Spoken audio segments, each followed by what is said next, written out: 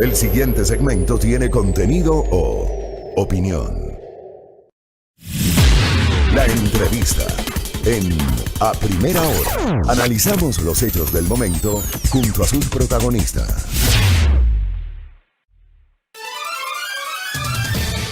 8:10 en la mañana. Hablemos de la terna para la elección del nuevo vicepresidente o vicepresidenta de la República. Una terna que no ha estado exenta de la polémica, liderada por la ministra de Gobierno María Paula Romo e integrada además por el secretario general de Gabinete de la Presidencia de la República, Juan Sebastián Roldán, y por la directora del Servicio Nacional de Aduana del Ecuador, María Alejandra Muñoz. El filósofo, escritor y analista político Mateo Martínez tiene la gentileza de atendernos en esta mañana. ¿Cómo le va, Mateo? Bienvenido, buenos días. Buenos días, Fabricio. Buenos días a tu equipo. Un gusto estar con ustedes en esta mañana. Gracias, Mateo. ¿Cómo leemos políticamente el envío de la terna, la integración de la terna y estas primeras reacciones que se han generado desde el pasado viernes cuando la terna fue enviada a la Asamblea Nacional?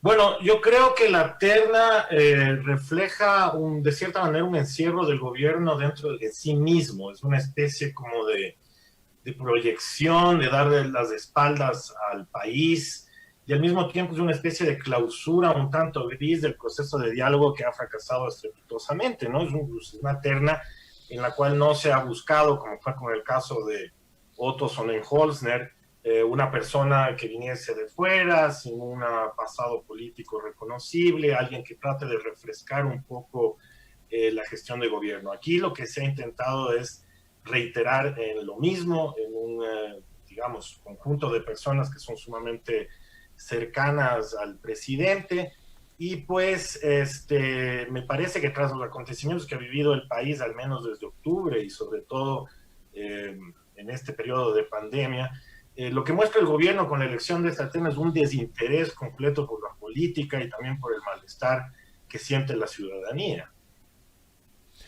Como de alguna forma lo titulaba el portal Primicias, me parece que fue ayer o anteayer, esta terna, como fue integrada, ¿termina siendo una provocación para la oposición política? Yo creo que es una provocación para el conjunto de la población. ¿Por qué? Me parece que colocar a la ministra de Gobierno, que digamos ha sido señalada desde las protestas de octubre, inclusive por su responsabilidad sobre sendas violaciones de derechos humanos por varios informes, qué sé yo, del Alto Comisionado de las Naciones Unidas, de la CIDH, además que está siendo señalada en este momento por el tema que acontece en la Asamblea respecto al reparto de cargos públicos, por ejemplo, los hospitales, o colocar a alguien como Juan Sebastián Roldán, que pues, digamos, no es la persona más popular que existe en este país en este momento, pues constituye una provocación ante ese malestar que siente la ciudadanía en torno a la gestión que ha realizado el gobierno a lo largo de los últimos meses.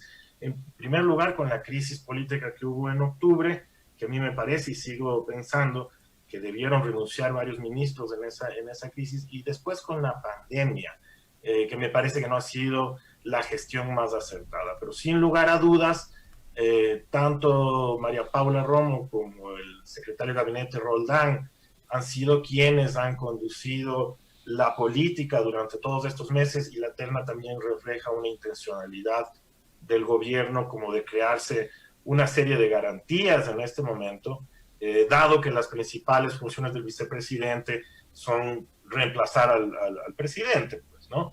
Y en un contexto delicado con el que estamos, eso no es una cosa menor. Bueno, digamos, la Constitución establece que la única atribución constitucional que tiene el vicepresidente es reemplazar al presidente en caso de ausencia temporal o definitiva, y luego establece que desempeñará las funciones que le asigna el presidente de la República.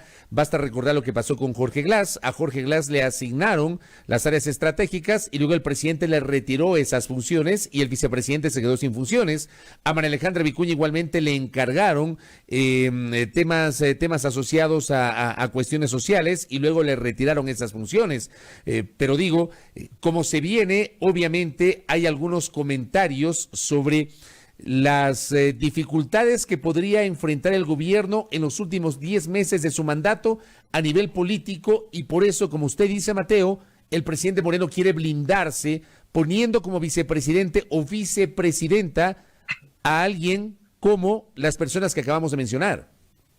En efecto, a mí me parece que entre las principales atribuciones que le va a entregar el presidente al nuevo vicepresidente o vicepresidenta estará la gestión de la transición política, dado que a este gobierno le quedan alrededor de 10 meses en funciones, ¿no? Por supuesto, habrá que ver cuáles son las funciones que le asigna el presidente al nuevo vicepresidente, pero me parece que esa de cajón es una. Al mismo tiempo, uno podría decir, después de todos estos meses, ¿quién realmente ha sido, o quiénes han sido los que han gobernado este país? A mí me parece que, en cierta forma, colocar a los personajes que están en la terna es una muestra de que se está trasladando el poder. Se les está entregando el poder a quienes realmente han venido gobernando, o que han venido gobernando a nombre, qué sé yo, de otros intereses, porque hay que reconocer que la ruptura de los 25, porque esta es una terna, básicamente la ruptura de los 25, no es pues precisamente un grupo con muchísima legitimidad política y social, más bien es un grupo minoritario que ha llegado a donde está, pues una serie de acontecimientos que todo el mundo conoce, pero que no proviene de esa legitimidad que, por ejemplo, puede dar el voto popular. Entonces, en ese sentido, pues, a mí me parece también que es simbólico lo que acontece ahora. Hace muchos años, los Ruptura de los 25 aparecieron en el país como un grupo de jóvenes que llamaban a renovar la política, a refundar el país, y se preguntaban a sí mismos quién jodió al país, ¿no?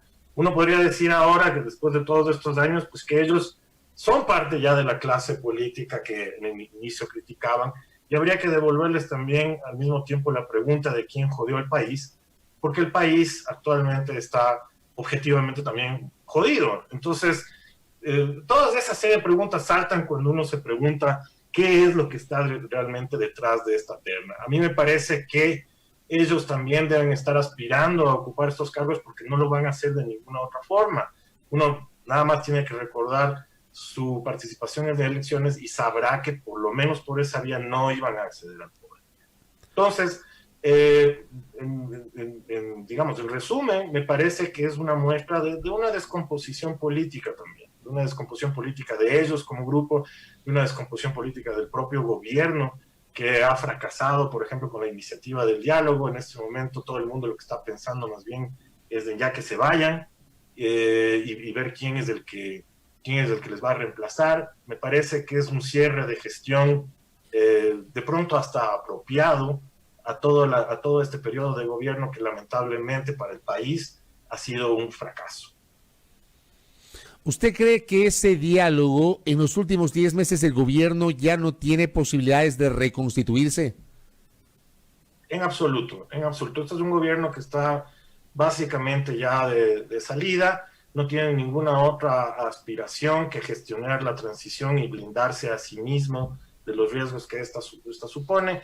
Ni siquiera tienen interés en respaldar a un candidato propio, aunque claro, podría entenderse que tiene como candidatos al propio ex vicepresidente Otto Sonnenholzner e inclusive a Guillermo Lasso, con quien han tenido un acuerdo desde hace bastante tiempo, ¿no?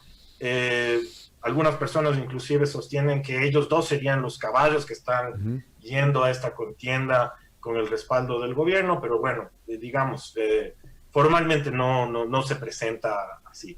En cualquier caso, es un gobierno que me parece hasta cierto punto cínico, ¿no? Porque no tiene un interés realmente en la política, no le importa lo que opine la población, no le importa, continuar en el poder, no le interesa. Lo que ha hecho es gestionar intereses, aplicar un programa que ni siquiera era el propio, sino de otro candidato que perdió en las urnas, y someter a la población a un programa de medidas con el cual la gran mayoría está en desacuerdo, ¿no? Y eso es lo que está por debajo de todo esto, es el incremento de una tensión social sumamente fuerte que en cualquier momento puede desfogarse y que está contenida por la pandemia. Y quizá por esa razón el presidente, preveyendo un posible escenario de este tipo antes de las elecciones, también es que ha decidido blindarse con alguien de mucha confianza. La salida de Otto Sonnenholzner, ¿cómo la lee usted, Mateo?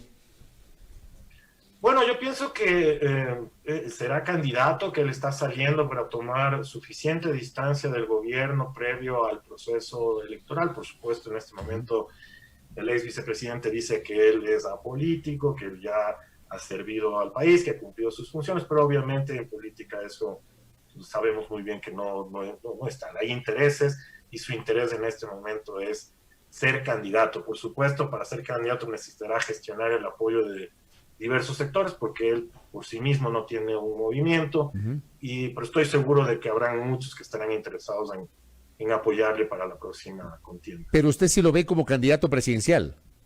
Ah, por supuesto, por supuesto. Usted no tiene usted no tiene dudas de que va a ser candidato. Bueno, o sea, siempre hay sorpresas, ¿no? Por supuesto. Pero digo, ¿cómo están las cosas? Hace pocas semanas uno daba por descontado que Jaime Nebot iba a ser candidato y pues anunció que no lo iba a hacer. Siempre está de por medio los cálculos que se hagan, pero yo pienso que estratégicamente el ex vicepresidente se retiró del gobierno para poder entrar con un poquito más de imagen que no le vincule al actual gobierno, aunque eso es imposible, lo sabemos, pero bueno, esa es la intención, y entrar, digamos, de manera independiente a la contienda electoral. Yo creo que sí va a ser candidato, si no me explico por qué renunció, a menos que los conflictos internos y las disputas internas dentro del gobierno hayan provocado esa salida. No hay que recordar también que han salido otros importantes funcionarios como el canciller, hace pocos días salió el gobernador del Guayas. Entonces sí puede ser también que dentro del gobierno se haya impuesto una hegemonía de un cierto grupo que por supuesto se ve reflejada también en la terna, ¿no? Claro, yo soy de los que piensan que fue las dos razones, ¿no? La una de que perdió piso político a la interna, de hecho, de un papel protagónico que tuvo Sonnenholzner en la primera parte de la pandemia, resulta que luego lo redujeron a la mínima expresión. Yo creo que por ahí hay una ruptura, una suerte de secreto a voces, pero por otra parte yo no tengo dudas de las aspiraciones políticas, además de que a mí en lo personal, y esto lo comenté la semana anterior, me choca que alguien que hace política diga que no es político. O sea, al final del día usted y yo en este momento estamos haciendo política. Otra cosa es que no hagamos política partidista, ¿no? Exactamente, pero siempre van a tratar de distanciarse de esa imagen, dado el descrédito que tiene la actividad política, sobre todo en este país. Pero sí, en efecto, al ex vicepresidente le bajaron el perfil en medio de la pandemia y hay que ver quién pasó a reemplazarle, quién pasó a encabezar todo el proceso de gestión de la emergencia, que es propiamente la actual ministra de gobierno, ¿no? Por ejemplo, un síntoma de que dentro del gobierno las cosas estaban quebrándose más o menos, fue la salida del secretario de Comunicación Arroba, que todo el mundo identificaba como cercano al ex vicepresidente, ¿no? Entonces, estos movimientos internos también ayudan a explicar un poco la decisión de Otto, pero yo creo que principalmente es porque él está considerando seriamente ser candidato. Pienso que será candidato a las próximas veces. Oiga, le propongo, ya que estamos hablando de candidatos, yo ayer también generé un comentario crítico en este espacio, porque a ver, a mí me ha indignado, más allá de que dicen que uno ya no debe sorprenderse, yo no pierdo la capacidad de asombro, pero le veo a Guillermo Lasso hablando de solucionar los problemas del país durante 100 días. Yo no voy a hablar del tema del consumo de la cerveza porque termina siendo anecdótico. Yo voy a lo de fondo. Habla de los 100 minutos para arreglar este país. Tenemos a Lucio Gutiérrez que aparece con una bazuca. Una suerte de misil tierra-aire que quiere lanzar. Tenemos a Álvaro Noboa que sigue dando consejos para el COVID. Esa es la clase de precandidatos. Ayer Fernando Balda, o el lunes, en una entrevista con el portal Aposta, habló de que va a poner una base militar en Taiwán y de que va a poner una bandera de China con un murciélago en Carondelet. ¿Qué lectura le damos a estos, no sé si llamarles desatinos, por decirlo menos, de quienes se presentan hoy como precandidatos a la presidencia de la República? Parece hasta chiste lo que estoy diciendo, pero es lo que ha pasado, Mateo. Bueno, yo creo que hay dos lecturas. Una podría hacerse, por ejemplo, desde el humor, ¿no? O sea, son absolutamente ridículas las declaraciones que tú has mencionado, Fabricio, y digamos, cumplen con todo este proceso de deterioro de la situación política que tiene el país, pero también pueden ser vistas como el ridículo, ¿no? O sea, son absolutamente ridículos.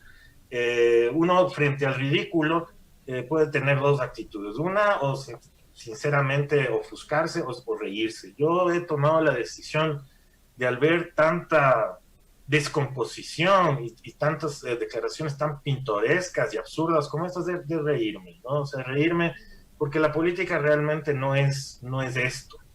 No es esto. Y lo que están haciendo los candidatos en este momento, en un acto propiamente de populismo ramplón, que trata de generar, digamos, escándalo y atraer así la mirada de ciertos sectores de la población, o sea, a mí me parece que no es lo que necesita el país en este momento, sino más bien trabajar para resolver los problemas estructurales que tenemos en este momento. Y eso no se logra en 100 minutos, no se logra con una bazuca, no se logra poniendo una bandera con un murciélago, ni mucho menos, ¿no? Me parece que no se están tomando la situación que vive el país en serio. Y eso es sumamente preocupante. De otra forma, no serían tan irresponsables de empezar a lanzar ese tipo de propuestas, de las cuales muchas seguramente atraerán a mucha gente, porque ya está el descrédito, que pues, ¿qué más queda? ¿Qué más queda que elegir entre tanta pobreza de ideas?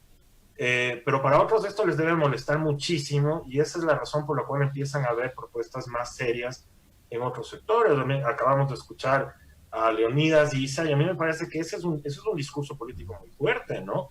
Que tienen los indígenas ahora, y que contrasta justamente con todos estos discursos populistas, populacheros más bien, porque ni siquiera creo que llegan a populismo, que empiezan a cundir en el país, ¿no?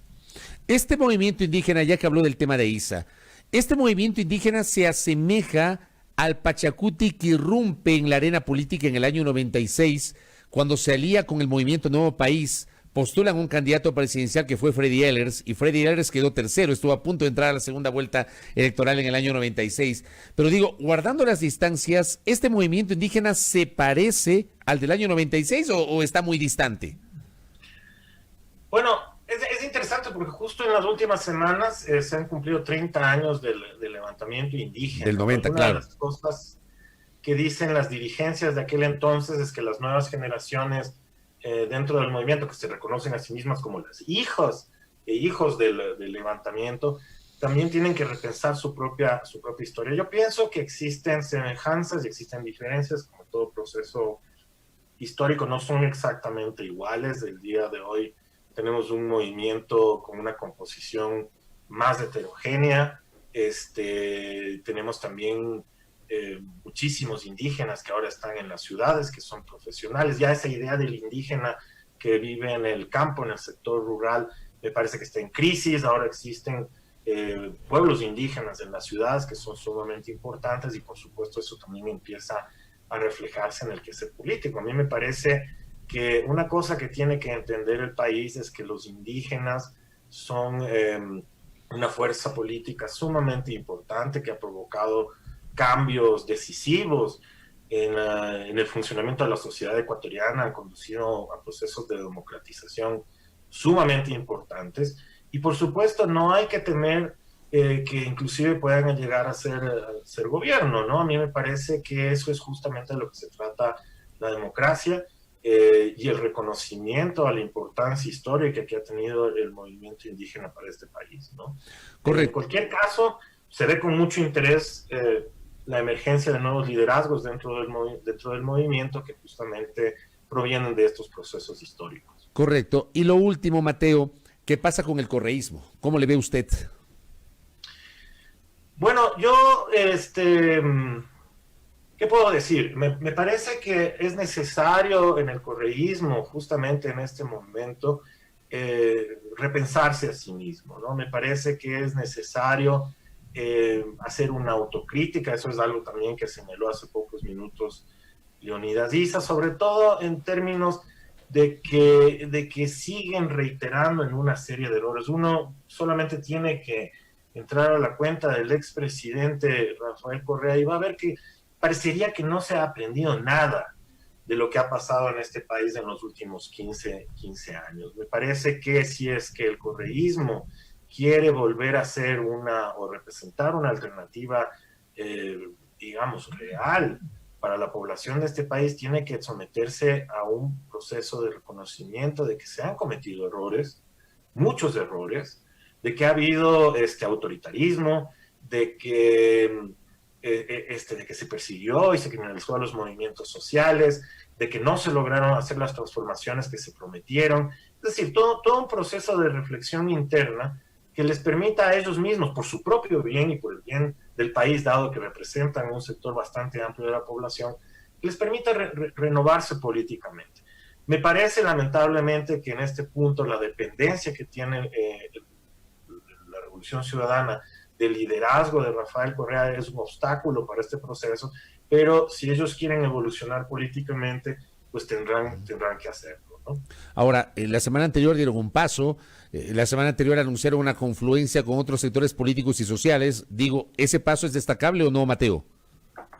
Por supuesto es destacable, pero también cometieron ciertos errores. Por ejemplo, en el anuncio de esta alianza que se está conformando, que se llama UNES, colocaron a una confederación de nacionalidades indígenas y campesinas del Ecuador. Claro, es la FEI. Es el nuevo nombre de la FEI, sí, pero bueno, normalmente entendemos que la FEI se llama FEI y que la CONAIE es la Confederación de Nacionalidades Indígenas del Ecuador, ¿no? Ellos hicieron un nombre parecido y bueno, ahí se puede hilar fino, ¿no? Pero bastaba con que pongan FEI. Entonces, eso por supuesto generó una confusión que el movimiento indígena aclaró prácticamente de manera inmediata.